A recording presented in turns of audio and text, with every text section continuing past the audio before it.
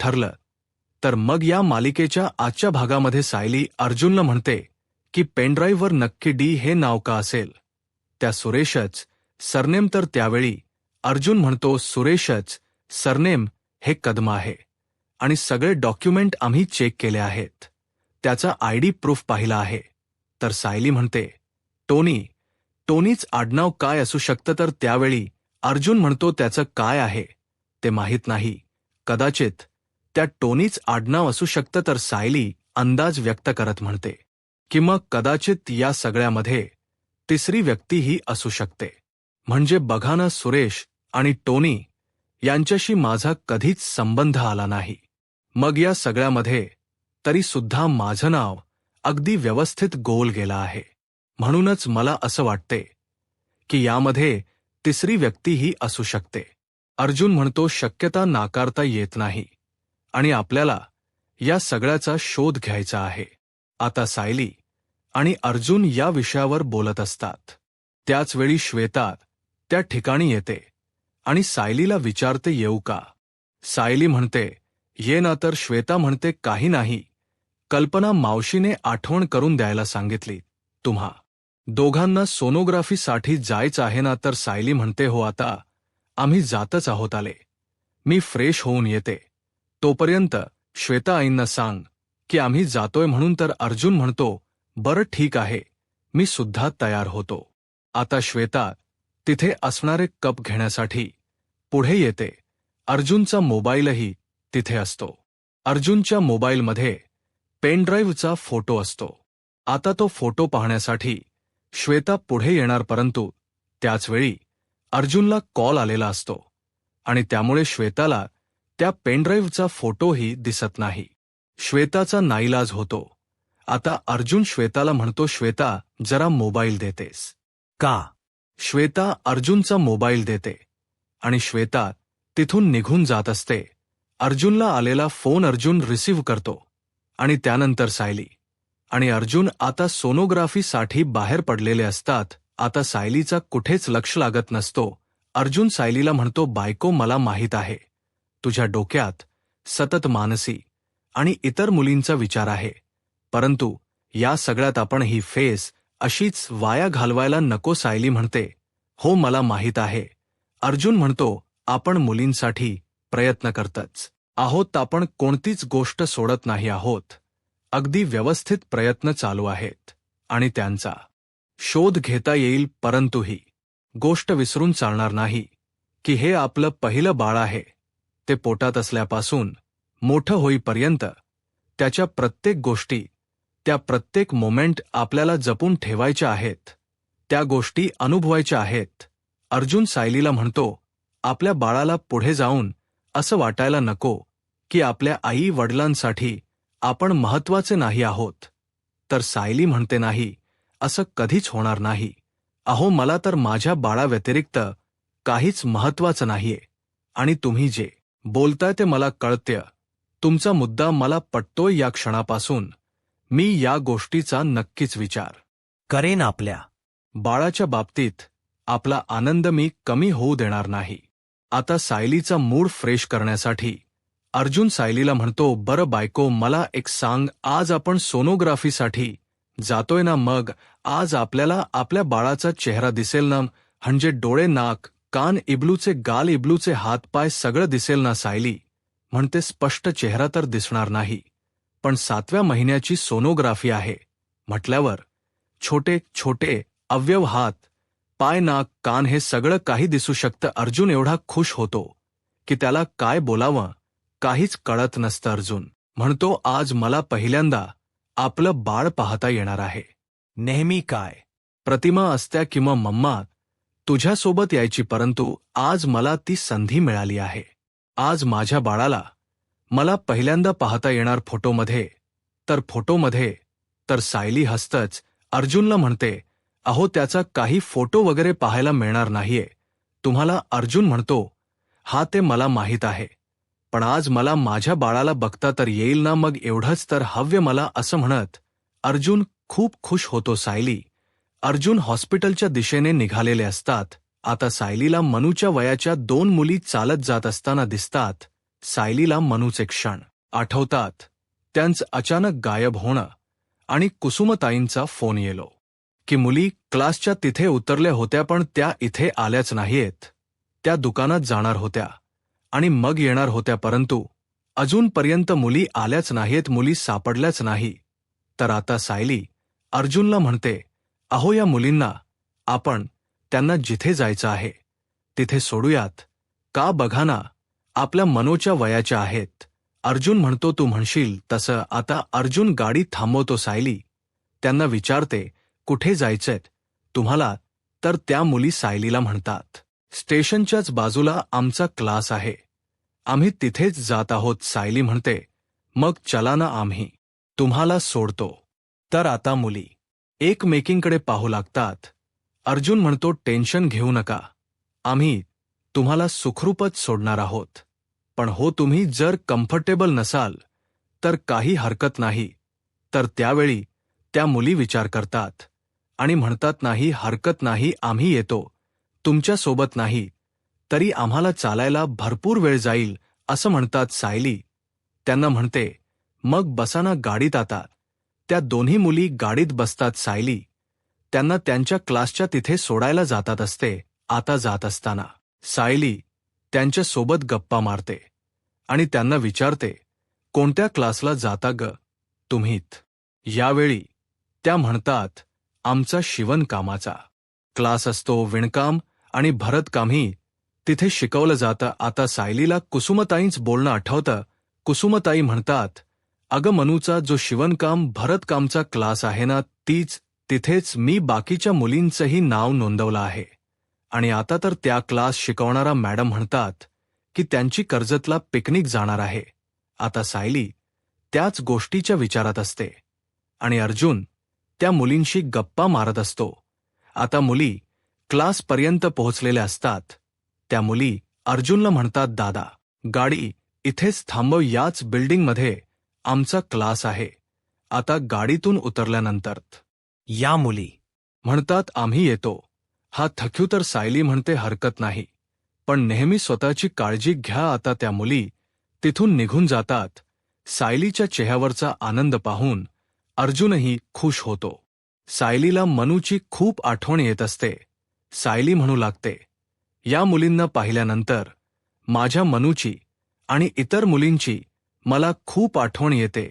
खरंच माझ्या मुली किती साध्या सरळ होत्या, क्लासला तर जात होत्या ना, त्या माझ्या डोहाळे जेवणादिवशी मला गिफ्ट घ्यायचं म्हणून त्या बसमधून उतरल्यात. तिथून आजपर्यंत माझ्या मुली मला दिसल्या सुद्धा नाहीत. तर आता अर्जुन विचार करतो आणि म्हणतो बस जिथे थांबली तिथून मार्केटमधून जाणाऱ्या रस्त्यापर्यंत सगळ्याच गोष्टी अगदी तपासून पाहायला हव्यात. तर सायली म्हणते पण असं कसं होईल की त्या रस्त्यात एकही सीसीटीव्ही कॅमेरा नसेल. तर अर्जुन म्हणतो कॅमेरे नक्कीच असतील, परंतु ते वर्किंग आहेत की नाही हे मात्र माहीत नाही. सायली अर्जुनला म्हणते पण कदाचित आपल्या नजरेतून आपल्याला काहीतरी नक्कीच दिसू शकेल ना, कदाचित जे पोलिसांच्या नजरेतून सुटलं असेल अशी एखादा क्लू आपल्याला नक्कीच मिळू शकतो. मला तरी असं वाटते की एखादा सीसीटीव्ही कॅमेरा तर नक्कीच सुरू असेल की जो बघायचा राहून गेला असेल. तर अर्जुन म्हणतो नाही, असं कधीही होत नाही. पण मला ही गोष्ट सुद्धा माहीत आहे की जोपर्यंत आपण स्वतः जाऊन तिथे चेक करत नाही, त्या गोष्टीची शहानिशा करत नाही, तोपर्यंत तुझ्या डोक्यातील हे विचार काही बंद होणार नाहीत. आपण एक काम करूयात, सोनोग्राफी झाल्यानंतर त्याच रोडने जाऊयात आणि बघूयात, मग तर तुला समाधान मिळेल ना. तर सायली खुश होते आणि म्हणते हो चालेल. सायली अर्जुनला म्हणते पोलिसांची नजर खूप वेगळी असते, ते सगळ्या गोष्टी अगदी व्यवस्थित शोधतात, मला मान्य आहे. परंतु स्वतःच्या मुलीला शोधणाऱ्या आईची नजर वेगळी असते. मला वाटतंय की तिथे मनात काहीतरी सापडू शकतं आणि हा पर्याय, हा मार्ग आपण वापरायला पाहिजे. आपण ही संधी सोडायला नको, ती गोष्ट सुद्धा आपण पडताळून पाहायला हवी. अर्जुन सायलीला म्हणतो मी मुलींना शोधतच आहे बायको, परंतु आता माझ्यासोबत एक आई आहे आणि मला खात्री आहे आता आईच्या नजरेतून तिच्या मुली कुठेही जाणार नाहीत. आपण त्या मुलींना लवकर शोधणार आहोत. तर दुसरीकडे पाहायला मिळतं प्रिया श्वेताला फोन करते आणि म्हणू लागते, श्वेता तुला त्या सुभेदारांच्या घरात पाठवून काही फारसा उपयोग झाला नाही असं मला तरी वाटते अगं. अर्जुन आणि सायली कोणत्या गोष्टींचा शोध घेतायत, ते नक्की काय शोधतायत, या सगळ्या गोष्टी शोधण्याचा प्रयत्न केलायस का तू? श्वेता म्हणते, हो मी प्रयत्न केला, परंतु सायली, अर्जुन काहीच कळू देत नाहीत. मी घरच्यांना सुद्धा विचारण्याचा प्रयत्न केला, पण ते सुद्धा यातलं काहीच मलाच कळू देत नाहीयेत. कोणीच काही हाताला लागू देत नाही. तर प्रिया म्हणते, त्या दोघांच्या कामाबद्दल घरच्यांना फारस काही माहीत नसतं. ते कोणाला कधीच काही सांगत नाहीत. मी तर त्या घरात असताना सायली आणि अर्जुनच्या रूमच्या बाहेरच मुक्कामाला असायचे. आता तुला सुद्धा तेच करावं लागेल. तुला तर डायरेक्टली सायली अर्जुनच्या रूममध्येच घुसावं लागेल आणि त्या रूममध्ये शिरूनच तुला सगळे पुरावे शोधावे लागतील. प्रियाला सायली अर्जुनच्या रूमबद्दल सगळं माहीत असतं. प्रिया श्वेताला म्हणते, त्यांच्या रूममध्ये एक व्हाईट बोर्ड आहे आणि त्यांना जर अशा गोष्टींचा शोध घ्यायचा असेल ना, तर त्या सगळ्या इन्व्हेस्टिगेशनचे पॉइंट त्या व्हाईट बोर्डवर काढले जातात.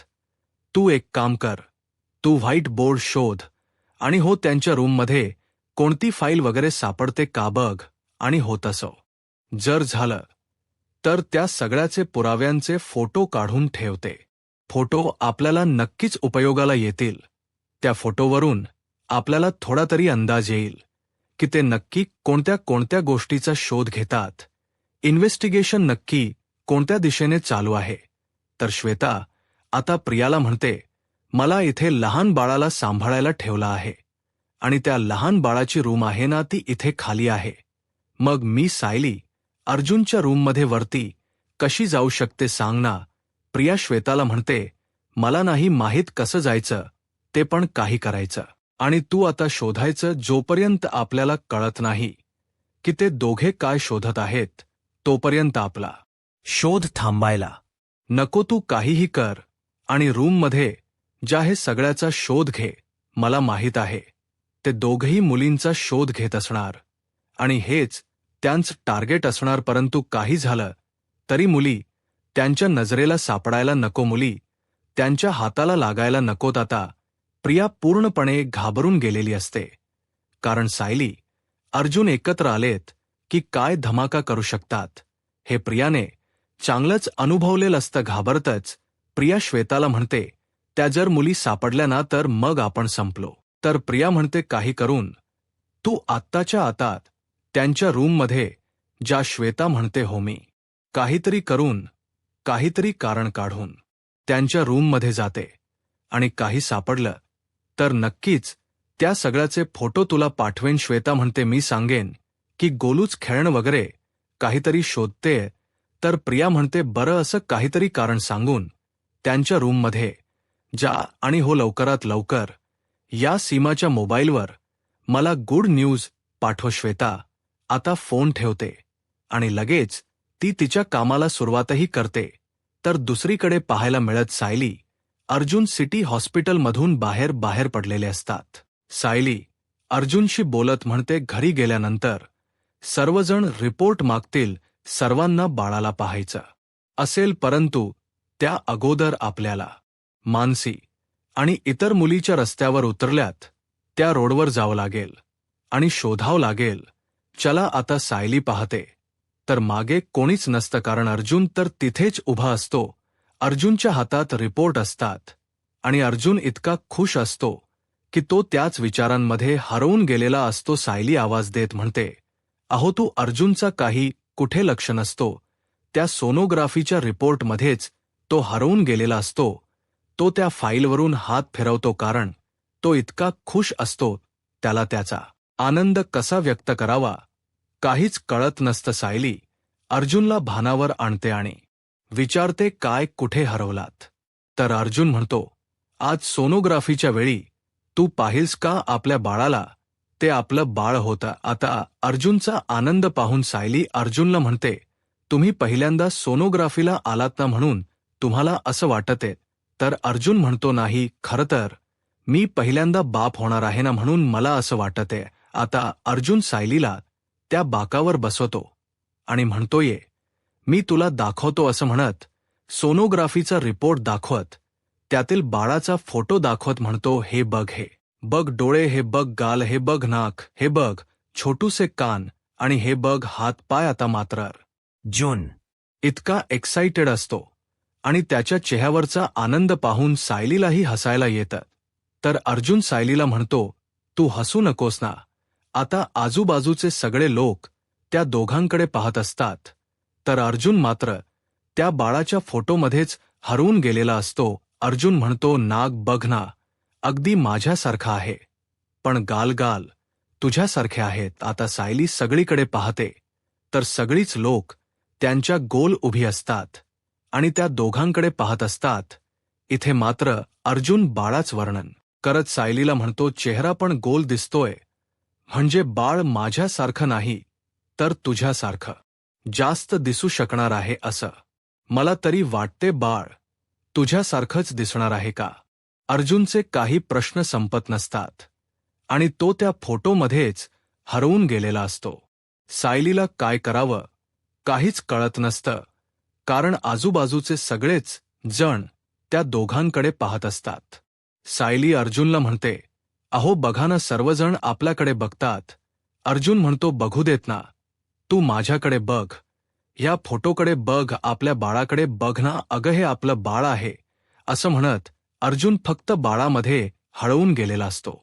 अर्जुनचा उत्साह इतका असतो की अर्जुन म्हणतो, मला तरी आज असं वाटत होतं की मी माझ्या बाळाला हातातच घेतलं आहे. माझं बाळ माझ्याच हातात आहे. आता अर्जुन सायलीच्या पोटावर हात ठेवतो आणि म्हणतो, बाळा, आतापर्यंत मी तुला कधीच बघितलं नाही, आज पहिल्यांदा मी तुला बघितलं आहे. पण आतापर्यंत तुझ्या लाता मात्र मी फील केल्या आहेत. तू लवकर येशील ना तुझ्या बाबाला भेटायला? तर आता सायली अर्जुनला सावरते आणि म्हणते, खरंच सगळ्यांना वाटेल की तुम्ही जगातले पहिलेच बाप आहात. तुमच्या आधी कोणाला मुलंच झाली नाहीत. तुमच्याकडे बघून तर असंच वाटू शकतं.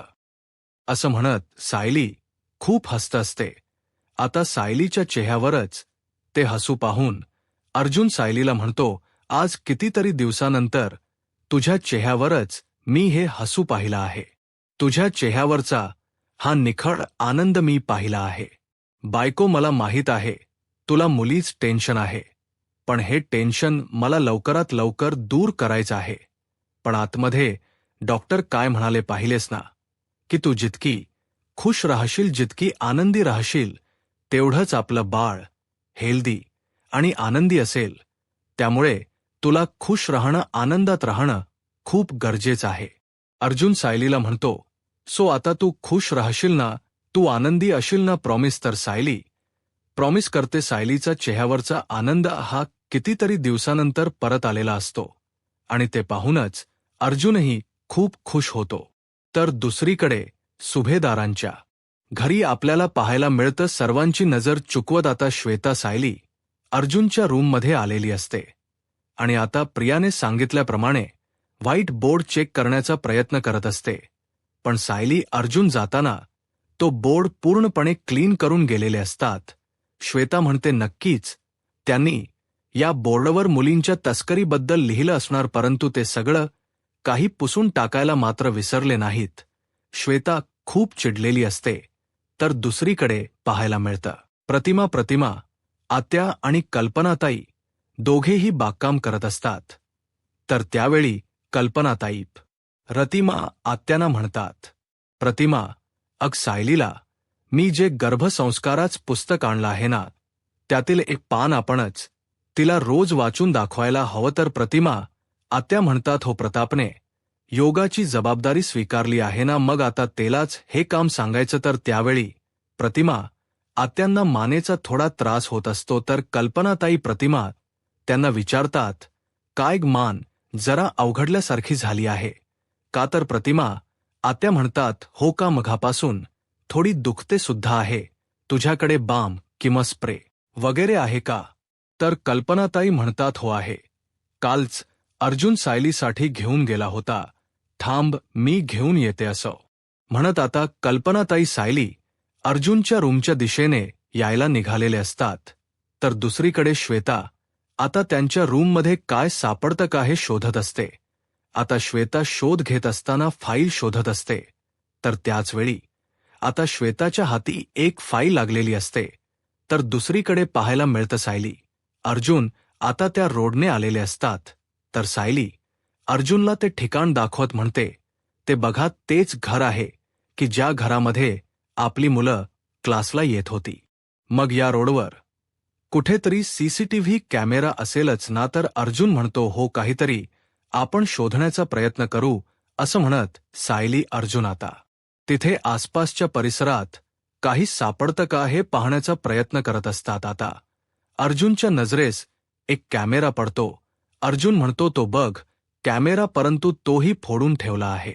ऑब्व्हियसली ज्याने हे सगळं काही काम केलं त्यानेच कॅमेरा अगोदर फोडला असेल आणि मगच त्याने आपलं पाऊल उचललं असणार आणि म्हणूनच पोलिसांना या रस्त्यावरचा फुटेज मिळालं नसेल. आता सायली तो कॅमेरा अगदी व्यवस्थित पाहते. तर सायली अर्जुनला म्हणते आपण थोडं पुढे जाऊयात का, एखाद दुकान असेल, त्यांचा कॅमेरा असेल, त्यातून आपल्याला नक्कीच काहीतरी कळू शकेल. आणि हो आपण चालतच जाऊया म्हणजे नीट बघता येईल. अर्जुन म्हणतो चालत. सायली म्हणते प्लीज जाऊयात ना. अर्जुन म्हणतो बरं ठीक आहे. आता सायली आणि अर्जुन चालतच शोध घ्यायला निघालेले असतात. आता अर्जुन रस्त्याने जाणाऱ्या प्रत्येकाला तिथे माहिती विचारत असतो. तर दुसरीकडे सुभेदारांच्या घरी आपल्याला पाहायला मिळतं श्वेताच्या हाती जी फाईल लागते ती फाईल लहान मुलींच्या तस्करीच्या केस बद्दलचीच असते. आता ती फाईल पाहून श्वेता खुश होते आणि म्हणू लागते मुलींच्या तस्करीच्या केसची फाईल असं म्हणत श्वेता उघडून पाहणार. परंतु त्याचवेळी श्वेताच्या हातून फाईलमधले सगळे डॉक्युमेंट खाली पडतात आणि ती घाबरते. कोणी येण्या अगोदर ते सगळे डॉक्युमेंट ती उचलून आवरून ठेवण्याचा प्रयत्न करत असते. तर इकडे कल्पनाताई सायली अर्जुनच्या रूमच्या दिशेने निघालेले असतात. त्या जिना चढत असतात. तर इकडे श्वेता सगळी फाईल चेक करते. आता श्वेताला कुठेतरी चावल लागते आणि त्याळी श्वेता झाडू मारण्याच नाटक करत असते. कल्पनाताई येताच म्हणतात श्वेता अगं तू ही काम का करतेस? तुझं काम फक्त गोलूला सांभाळायचं आहे. तू ही काम अजिबात करायची गरज नाहीये. तर श्वेता नाटक करत म्हणते त्यात काय काही सरकत नाही. तसंही आपल्याच घरात कोणतंही काम करायचं मग लाजायचं कशाला? ते काय झालं कोलूचंही खेळणं सापडत नव्हतं. ते शोधतच मी इथपर्यंत आले. म्हटलं आलेच आहे तर खोलीची थोडी साफसफाई सुद्धा करूया. तर कल्पना ताई म्हणतात नाही श्वेता तुला ही काम करायची काहीच गरज नाहीये. तू जा बर खाली. तर श्वेता नाटक करत म्हणते मी सायली अर्जुनच्या रूममध्ये आली. हे कल्पना मावशी आवडले नाहीये का तुम्हाला? ठीक आहे सॉरी मी खरंच चुकले. यापुढे इथे मी नाही येणार. मी गोलूच्याच खोलीत थांबेल असं म्हणत श्वेता नाटक करते. तर कल्पनाताई श्वेताला म्हणतात श्वेता अगं मला असं नाही म्हणायचं होतं. प्लीज गैरसमज करून घेऊ नकोस. तू माझ्या बोलण्याचा चुकीचा अर्थ काढतेस. आणि हो सगळ्यात महत्त्वाचं म्हणजे मला तुझाचा राग वगैरे काही आलेला नाही. आणि हो ही सगळी काम करण्यासाठी विमल आहे. ही सगळी काम करणं ही तिची जबाबदारी आहे. ती तिची जबाबदारी अगदी व्यवस्थित पार पडते. त्यामुळे तू नको उगा स्वतःला त्रास करून घेऊस. तर श्वेता म्हणते हो पण विमलताई सुट्टीवर आहेत ना. मग विमलताई येईपर्यंत मी नक्कीच ही काम करू शकते. हवं तर त्याचा जास्तीचा पगार तुम्ही मला नका देऊ बरं. तर कल्पनाताई हसतच म्हणतात खरंच तू तर सायलीची रीण शोभतेस. तुला सुद्धा अगदी सायली सारखंच किती काम करू आणि किती नको असंच होत असतं. तर आता श्वेता कल्पनाताईंना विचारते तुम्हाला काही हवं होतं का? तर कल्पनाताई म्हणतात हो जरा तो बाम हवा होता. आणि सायली अर्जुनच्या रूममध्ये लॉन्ड्रीचे काही कपडे आहेत का ते सुद्धा बघायचं होतं असं म्हणत कल्पनाताई आता कपाटातील कपडे चेक करत असतात. इथे मात्र श्वेता खूप चिडलेली असते. तर दुसरीकडे पाहायला मिळतं सायली. अर्जुनचा शोध सुरूच असतो, परंतु चालून चालून सायलीला सुद्धा खूप थकायला होतं. अर्जुनच्या हे लक्षात येतं इथे त्यांच्या हाती काहीच पुरावा लागलेला नसतो. अर्जुन सायलीला म्हणतो, बायको, मला नाही वाटत की इथे काही पुरावा सापडेल. जी माणसं कॅमेरा डॅमेज करू शकतात ते काहीही करू शकतात. ते कोणताच पुरावा मागे नाही सोडणार. त्यामुळे उगाच आपण आता अजून पुढे जायला नको. आणि तुला त्रास झालेला मी नाही पाहू शकत. चल आपण गाडीत बसूया. तर सायली म्हणते, नाही नको, आपण इथपर्यंत तर आलोच आहोत. मग जरा पुढे मार्केटपर्यंत पण जाऊयात ना. असं व्हायला नको की आपण काहीच प्रयत्न केले नाहीत. अर्जुन सायलीला समजावतो आणि म्हणतो, तू ऑलरेडी दमली आहेस आणि आपल्याला हेही माहीत नाहीये की मुलींना नक्की कोणत या रस्त्याने घेऊन गेलेत. या रस्त्याने की इतर दुसऱ्या रस्त्याने. आणि तुला इतका त्रास होतोय त्यामुळे प्लीज तू स्वतःला त्रास करून नको घेऊ. सायली अर्जुनला म्हणते, 5 मिनिट चालत जाऊया. आपल्या हाती नक्कीच काहीतरी लागेल हो. जर आपलं नशीब चांगलं असेल तर नक्कीच काहीतरी हाती लागेल. प्लीज फक्त 5 मिनिट चालूयात. अर्जुन म्हणतो, बरं ठीक आहे, पण सावकाश. असं म्हणत सायली अर्जुन पुढे निघालेले असतात. आता सायली अर्जुन थोडे पुढे आलेले असतात. त्याचवेळी सायलीला बाजूला थोडा कचरा दिसतो आणि तिथे काहीतरी वस्तू आहेत असं सायलीला वाटतं. सायली अर्जुनला म्हणते, तिथे जरा बघा ना काय आहे.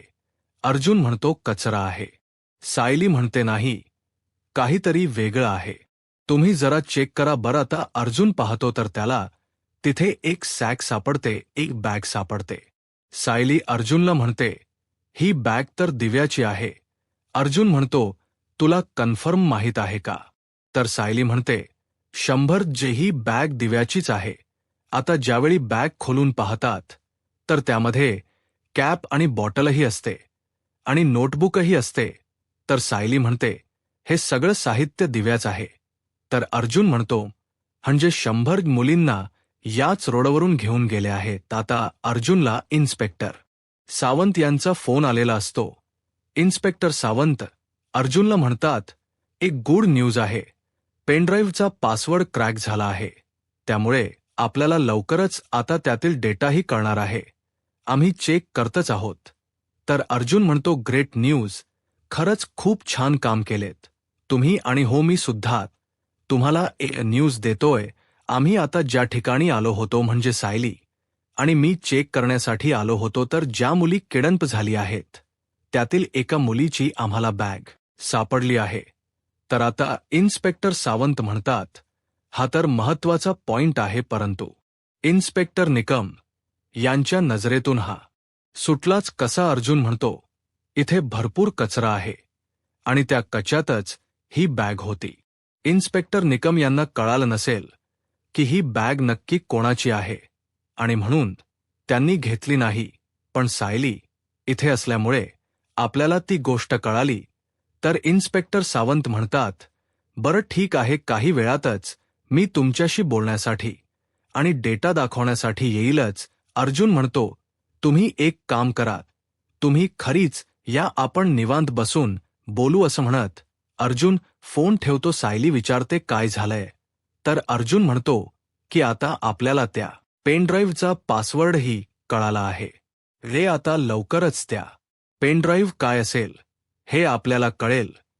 तर येणाऱ्या पुढील भागामध्ये आपल्याला पाहायला मिळतं अर्जुन, चैतन्य आणि सायली तिघही या विषयावर बोलत असतात. अर्जुन म्हणतो की पेनड्राईव्हमध्ये एवढ्या मोठमोठ्या लोकांची नाव आहेत की ज्यामुळे कदाचित असं वाटत की या सगळ्यांशी मुलींच्या तस्करीचा काही संबंध असेल का? आता यांचं हे बोलणं चालू असताना अस्मिता तिथे असते आणि अस्मिताने हे सगळं बोलणं ऐकलेलं असतं. तर सायली अर्जुनला प्रश्न करत म्हणते, मुळात हा पेनड्राईव्ह नक्की कोणाचा आहे? तर इकडे श्वेता गोलूशी खेळत असते आणि त्याच वेळी ती अस्मिताला म्हणते, कुसुमताईंचा फोन येतोय, मी बोलून येते. हा तर त्यावेळी अस्मिता म्हणते हो आणि तिला हे सुद्धा सांग की अर्जुनच्या हाती काहीतरी लागलं आहे. तर श्वेता विचारते की काय लागलं आहे. तर अस्मिता नकळत श्वेताला सांगते की पेनड्राईव्ह, कोणता तरी पेनड्राईव्ह त्यांच्या हाती लागला आहे. तर दुसरीकडे ज्या पेनड्राईव्हमध्ये लोकेशन सापडलेली असतात तिथे सायली, अर्जुन पोहोचलेले असतात आणि तिथे आता शोध घेत असताना मनूची नोटबुक त्यांच्या हाती लागलेली असते. तर सायली म्हणते हे तर मनूच अक्षर आहे. तर अर्जुन म्हणतो म्हणजे किडनप केलेल्या मुलींना अगोदर इथेच ठेवलं गेलं असणार. आता या सगळ्याचा शोध घेण्यात सायली, अर्जुन यशस्वी ठरतील का की पेनड्राईव्ह सायली, अर्जुनच्या हाती लागलाय हे ज्यावेळी प्रियाला कळेल त्यावेळी ते त्यांचे मार्ग बदलतील. यूट्यूब चॅनलला सबस्क्राईब करा आणि व्हिडिओ लाईक करा. धन्यवाद.